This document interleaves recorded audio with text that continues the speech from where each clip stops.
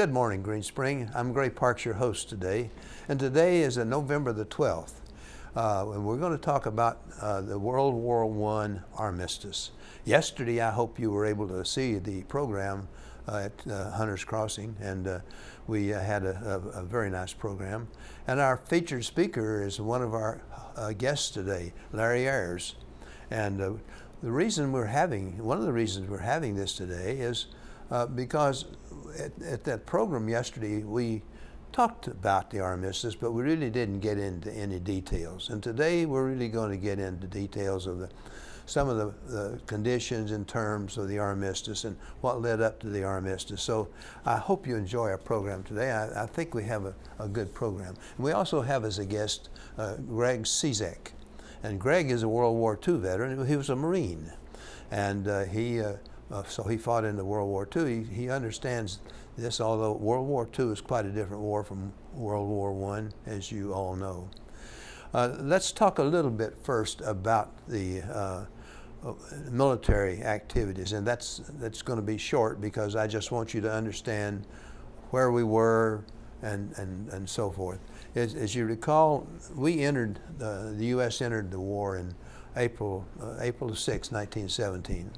We had a standing army of about 200,000, and we had to build up that army, and it was a lot of training. And so we didn't send any troops over to Europe until about July, I think it was, when our first troops went over. But it took a much longer time to get troops there in quantity. We wound up in the summer of 18 getting about 10,000 a day into Europe.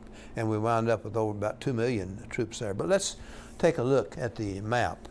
And I'd like to show you first the map of Europe before we had, before the World War I. And if you can zoom in just a little bit, you see that we have Germany, we have the Russia, the Austria-Hungary Empire. We have a little Romania. Italy's not as big. We don't have any Yugoslavia. We don't have any Czechoslovakia. We don't have any of those countries. And if you go, the Ottoman Empire was a major empire. It covered all of the Middle East that we know, Syria and Israel, and went down into Sinai. So the Ottoman Empire was a large empire. Well, the Central Powers consisted of Germany, the Austria-Hungary, and the Ottoman Empire. If we'll take a look at the next map, please. But I wanted you to see that there's no Poland, for example, in that. This is a map that shows. Go ahead. This is the map that shows where we were at the battle, and it shows 3 lines. The first line I would like to show you is the brown line. That's between. Well, it's kind of. If we can put the cursor on it. It's the line where we stagnated, and that was the line. No, not that line. The line, the interior line. That's the one, and that line is the one that where we were stagnated, and they were fighting each other, and they would move a little bit, but not very much, and they were just killing people and killing so many of the people.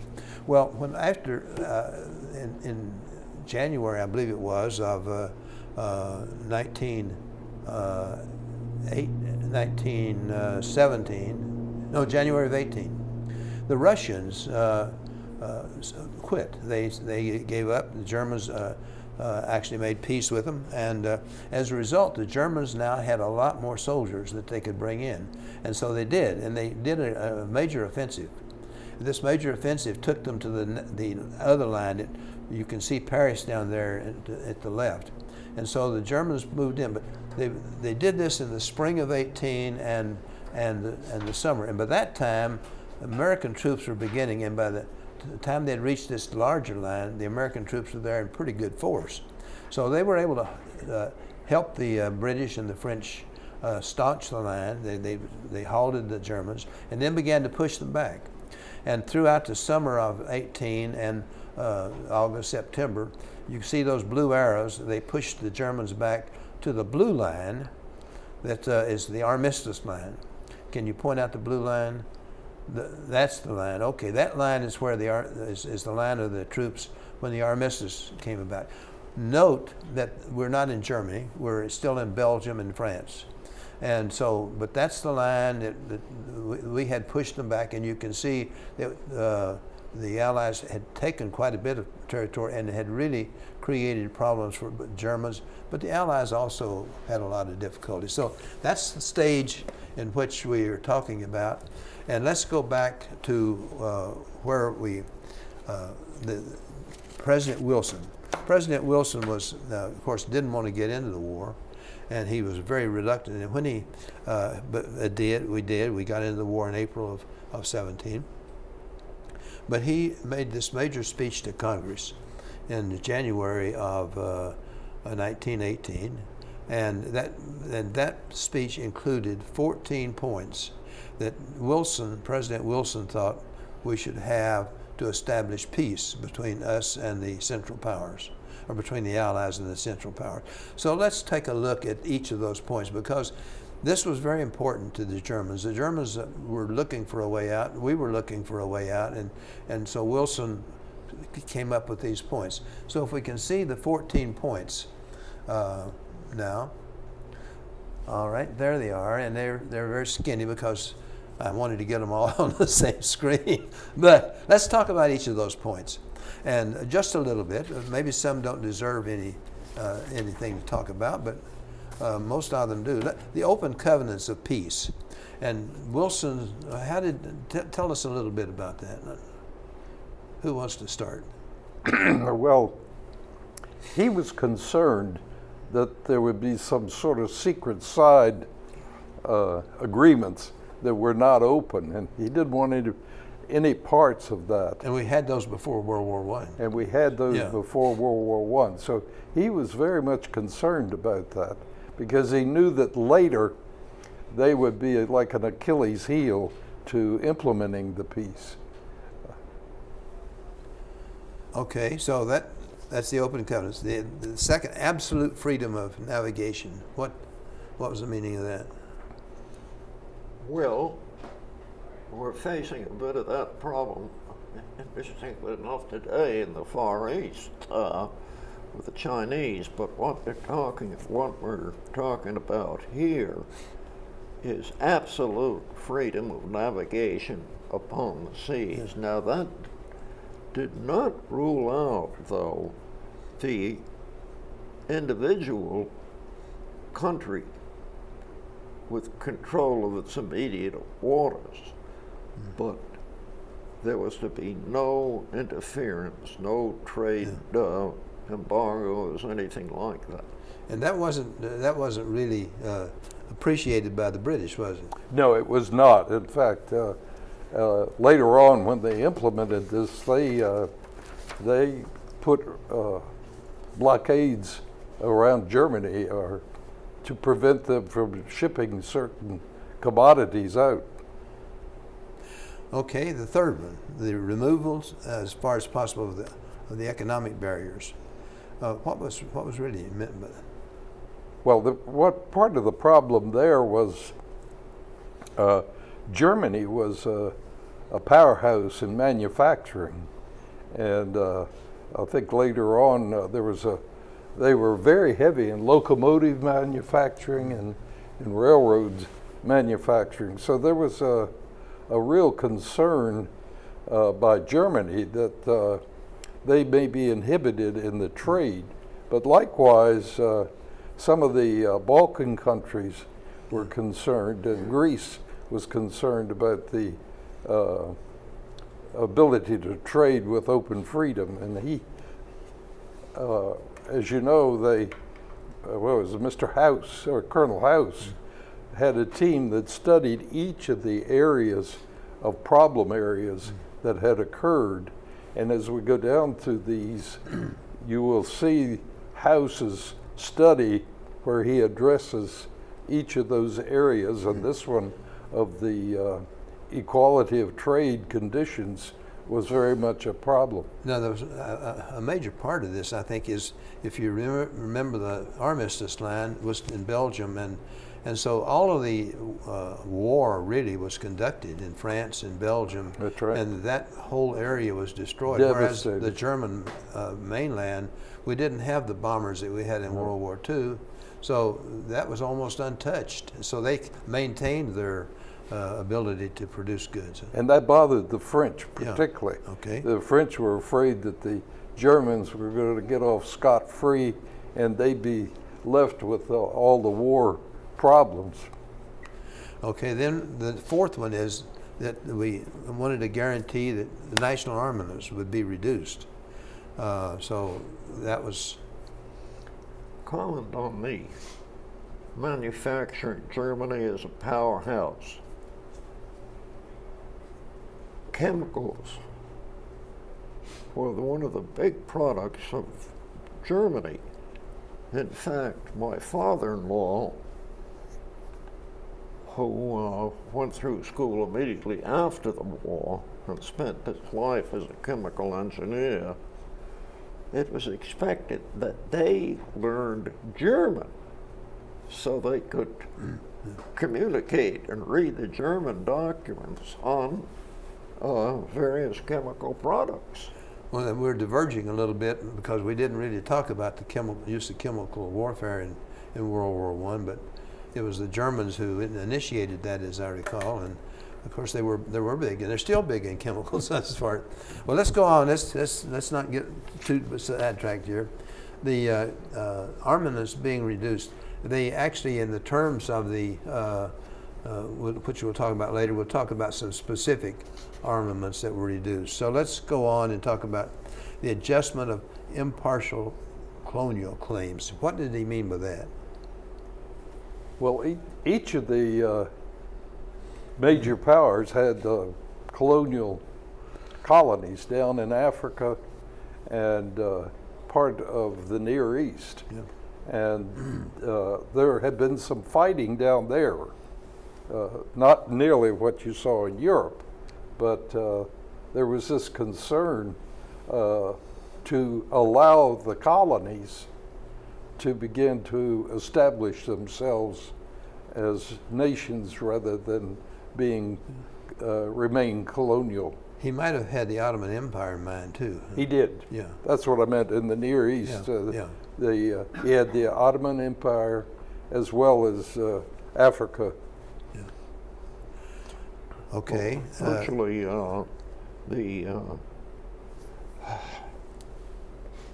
Britain, France,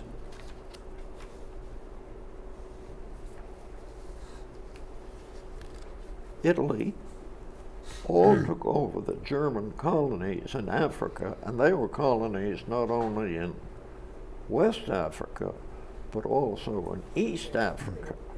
The what is it, Tanganyika now formerly was German, East Africa, that sort of thing. All right, well, let's go on to the next one, the evacuation of all Russian territory. So he wanted to make sure that although the Russians had signed an armistice with Germany, that there were territories that had been Russian that the Germans had really taken. So I presume that was the point he was trying to make there, is that? Yes, the Russian army had been virtually wiped out. Yeah. It was technologically inferior to the Germans. So the Germans, when the Russians came in, thinking they could catch the Germans while they were busy down with the Ottoman Empire, they got their clock cleaned pretty quick, and the Germans pushed back.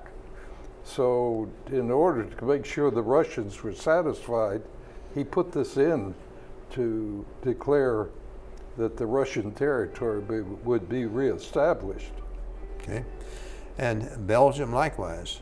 Yes. I mean, The next one was Belgium. because the German line was in Belgium. That's right. So they wanted to make sure that there was no attempt that, like they did the Alsace-Lorraine, is it, in 1871.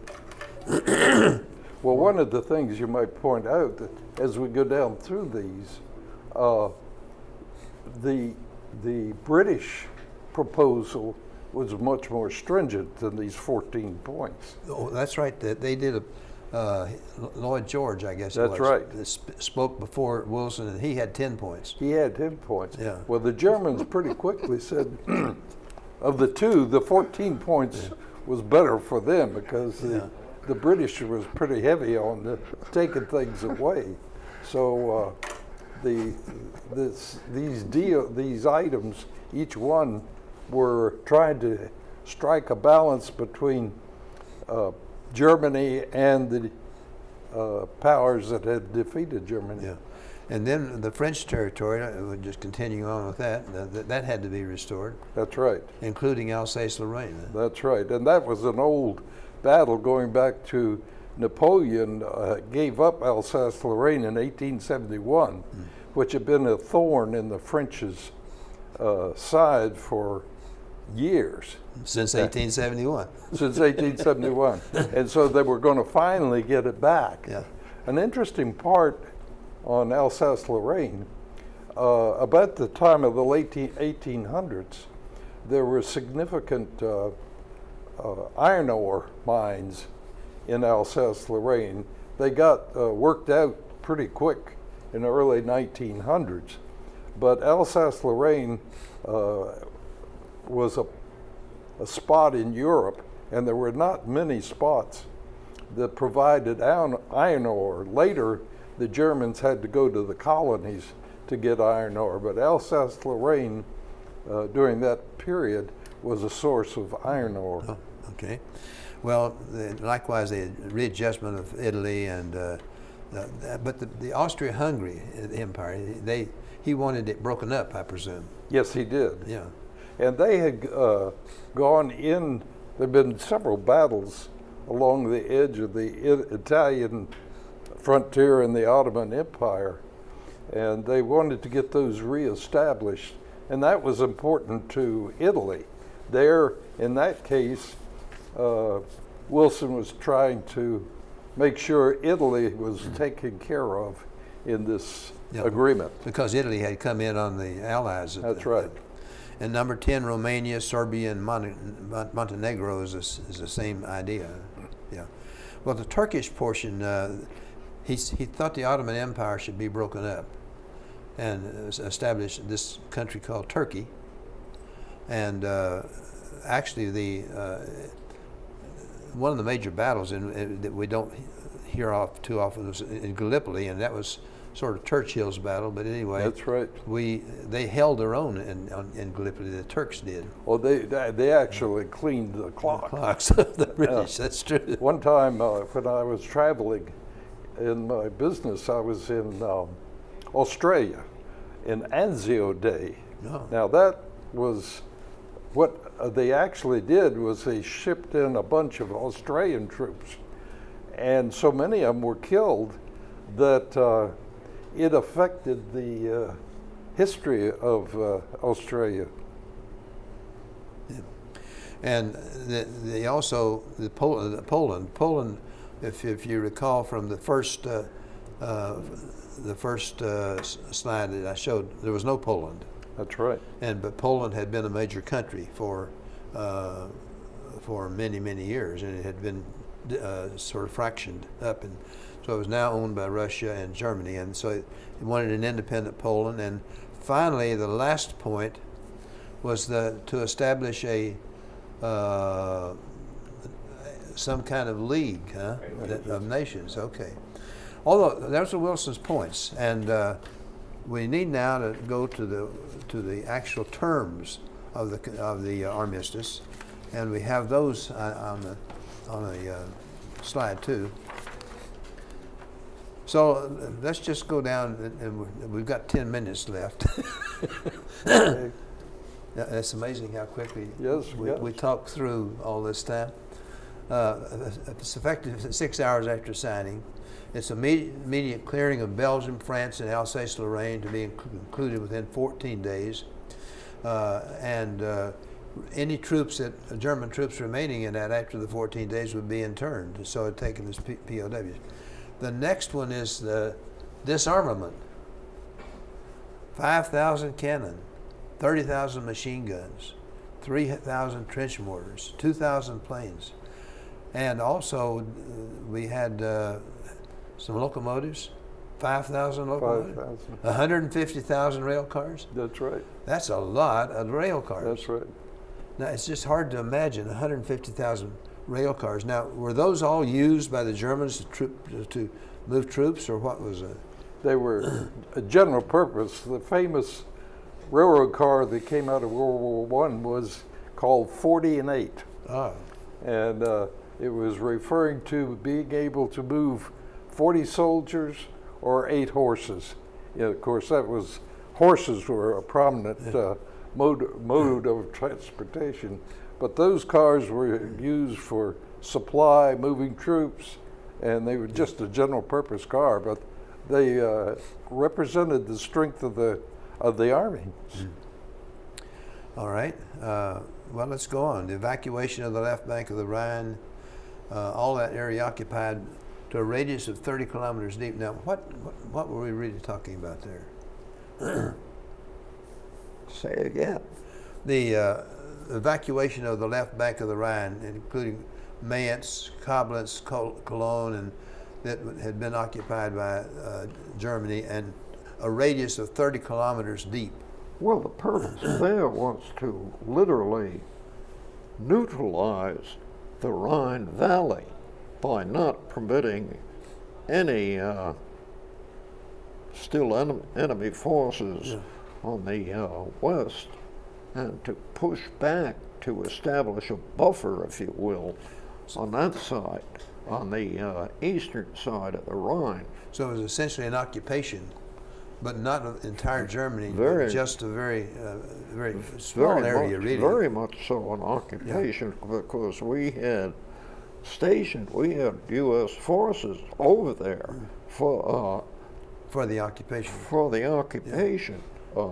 And we had, I presume that we had British and French. So the Allied forces occupied Germany within 30 kilometers of these cities. Is that the Yeah, idea? and I think the 30 kilometers also, and you could probably answer this better than the rest, represented kind of the range of the artillery. That's about the range of artillery. That's And true. so they were pushing them back out of range of the the deeper artillery. Well, the railroad guns, though, they were able to fire Right. a few miles, but Right. they were few and far between, not the regular artillery. Okay, well, let's see. Nothing to be removed from the territory of the left bank of the Rhine. So I guess they were concerned that the Germans might take their factories and take whatever they still had, that if there was anything left after the fighting through there.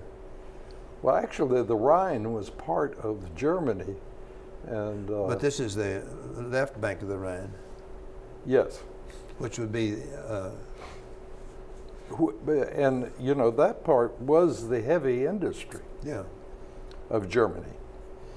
Okay, so then we talked about the locomotives. The maintenance of the enemy occupation troops through Germany. That meant that the Germans paid, I presume, for occupation troops. That's They right. provided shelter for them. They provided whatever it was for the occupation. Barracks, they provided the resources for them. All right. In the east, all troops to withdraw behind the boundaries of August the 1st, 1914. And that's, I presume, not, we're talking about Germany still. Mhm. Okay. Renunciation of the treaties of Brest-Litovsk and Bucharest. What are those treaties? Do you remember any of? Well, that was a treaty initially that between the Germans and the Russians in March of 1918, which took the Russians out of the war, so Yeah. to speak. Wilson had hoped that his 14 points would keep the Russians in, and obviously not. And so that was, in effect, a renunciation of those terms that were negotiated. Okay, so it's because the Germans had negotiated terms that were very favorable to the Germans. Some of the territory and if you recall, I guess we could switch back to the map of post-World War I, when you see what countries were came out of the map of the post-World War I. Yes, there it is. Okay, that shows all of the countries, and so we're talking about taking, and I'm sure that Germany had Poland and perhaps other countries in there, Yep. even the Prussia, and I don't know about Latvia, Estonia, and those, Lithuania. I don't know about those, but they became independent countries. They'd been part of Russia. That's right. Likewise, Finland came out of the Russian. Correct. All right, thank you. We can go back to the points now. That's the unconditional surrender of East Africa. So we're talking there, German holdings. German holdings there, but I think it would also be the Ottoman Empire. Yes. Okay. And the return of the property of the Belgian bank. I presume that the Germans had taken all of the gold, all of the gold in Romania. Spoils of war. Yeah. All right. Return of prisoners of war, you'd expect that. Next one, the number 14, surrender of 160 U-boats, 8 light cruisers, 6 dreadnoughts, and the rest of the fleet to be disarmed and controlled by the Allies. And what happened to that equipment? You know, what happened to that equipment? The boats and so forth. This was the case in the of the dreadnoughts up at Scapa Flow, northern Scotland. Oh yeah, yeah. They scuttled them. Okay. So they destroyed their navy. They didn't surrender. They scuttled their fleet. Yeah. And so that's sort of Did the Germans it's scuttle it? the Germans that scuttled their own fleet. And in fact, that was cynically pointed out in 1939, if I remember correctly, when off the Argentine they scuttled the Graf Spee Oh. because of the fact that there were 3 British cruisers waiting offshore for her. So instead of surrendering, they scuttled her. Yeah, and So this apparently became a German nautical tradition. okay, the assurance of free trade through the Kattegat Sound, clearance of minefields, and the occupation of all forts, batteries through which transit could be hindered. So, in other words, they were clearing, they're getting out, they're moving back into. The blockade remains in effect, all German ships to be captured. So, that's what the British wanted, as they said earlier, that not freedom of the seas, but they were going to blockade all of the German ports and so forth. And the armistice lasts 30 days. So what were some other comments that we have on these conditions? Do we have anything else we want to? Well, one light one, we were going back earlier, Clemenceau's comment, the British had 10 points. Lord George. Right, Lord George, the Prime Minister. Wilson had 14. Yeah. Clemenceau commented, God had only 10. Actually, the Allies weren't. They had not been coordinated with the Allies, so No. they weren't really all that happy with Wilson for doing this. But eventually, the Germans liked it. I wanted to talk a little bit about coming up to how the started in October. The Germans started in October sending messages to the U.S. About giving about the armistice. And I don't think that the French and the English were really included all that much in these conversations. And it wasn't until, and the U.S. weren't willing to give up everything that the Germans wanted. And the British and the French added the reparations later on as terms that we didn't discuss in the conditions here, except in terms of the material that they were giving up. But they also thought that the Germans should pay for the damage that they'd done to the countries of Belgium and French. So that was one of the sticking points in the armistice. Remember, the treaty wasn't signed. There was no treaty. This is an armistice. This is a cease-firing, and actually they said it will last for 30 days. Mm-hmm. So we didn't really have a treaty. The Treaty of Versailles didn't come about until June of 1919. And we initially thought we ought to talk about the Treaty of Versailles, but we decided that on June the 28th, we should talk about the Treaty of Versailles and what led up to and all of the things that happened between the armistice and the Treaty of Versailles. So fortunately we didn't, we decided not to talk about the treaty because we never got there. We wouldn't have gotten there. All right. Well, that's any other points that you want to make about the armistice of World War I? One thing I was mentioning to Larry before we started, there was a British woman in the Middle East, Gertrude Bell. Now all we hear about is Lawrence of Arabia. She was, in a sense, one of the really powerful influences because it was Gertrude Bell who led to the actual creation of her influence. The French were to get Syria and Lebanon. The Brits noticed some oil over there, and in turn, beyond Saudi Arabia, her influence with the British created the establishment of present-day Iraq. Jordan was a token prize to the other family that did not get their hands on Iraq. This is something that led these artificial boundaries to the mess we're faced with today. Yeah. And of course that was the things that happened after the drawing of the boundaries and so forth. Well, this took place in basically 1919, 1920.